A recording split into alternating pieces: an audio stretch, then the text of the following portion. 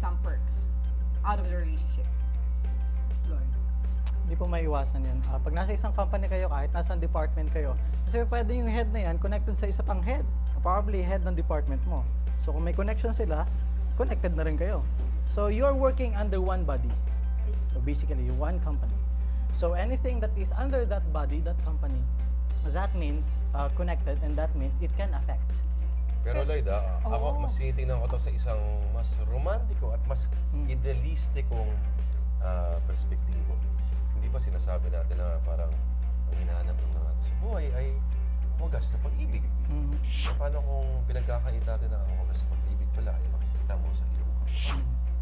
Sa kanila, wagas na pag-ibig tapos nag-resign.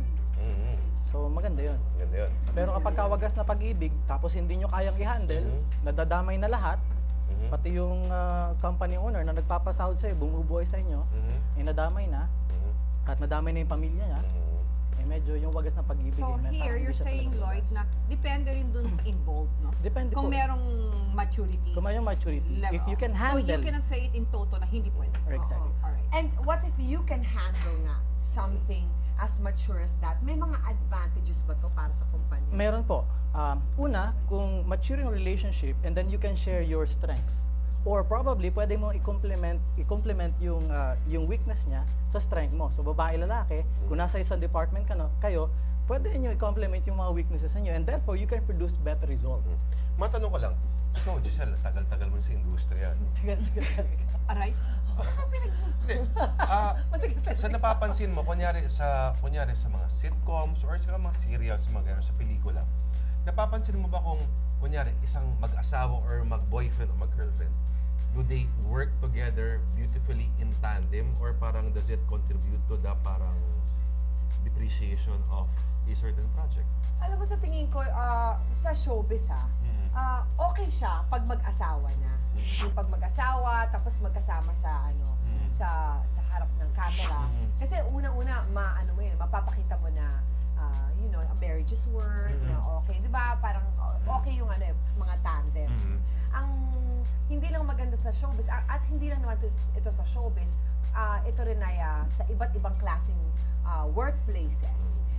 Yung hindi wagas na pag-ibig, yung paghahanap ng panandalian o overnight Hindi pa nakasil. na pag-ibig. Nagkakaproblema sa gano'n? Oh, syempre Paano? magkakaproblema sa ganun. Parang stepping stone. Magno-notes ako. Diba?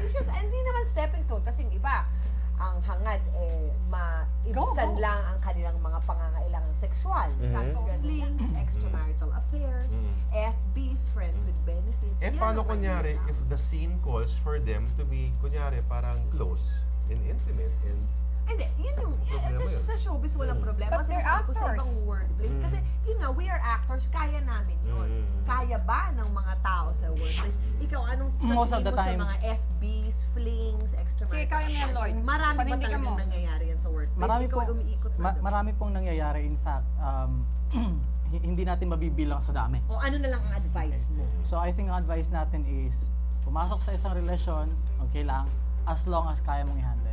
If you know hindi mo kaya i-handle, hindi mo alam kung saan ang linya, huwag mo na lang pasukin. Otherwise, pasukin ninyo, maghiwalay kayo ng trabaho. Naku, tama ba yan, Ditas? Ano masayo yung bilang panghuling advice sa ating mga... Yeah, I agree with him, of course. Kasi on my part, based on experience, I really did not took advantage of him being an HR head. Yes. You are rare. I know where I stand, I know where I know. She's rare. So hindi ako talaga nag-take advantage. So less intrigues, less jealousy, right. less complication. Pag-grounded naman siya. So wala. Very grounded. So sa akin na mismo nag-start na And I she know. offered, no? So yung, alam ko, asawa ko ganun. So, kailangan, alam ko kung saan ako So puposisyon. you get match, Maraming you lose match. Correct. Maraming salamat, Ditas. Maraming salamat, Lloyd Luna. Teka muna, ba't ka nakatingin ng dita sa kanya? Ito si Dita. Kaya, Ditas, Lloyd. Ditas at Lloyd Luna, diba? Huwag po kayong aalis dahil magbabalik pa. Tayuan mo at panindigan. At dinikit pa na ni Giselle. Meron na isa pa.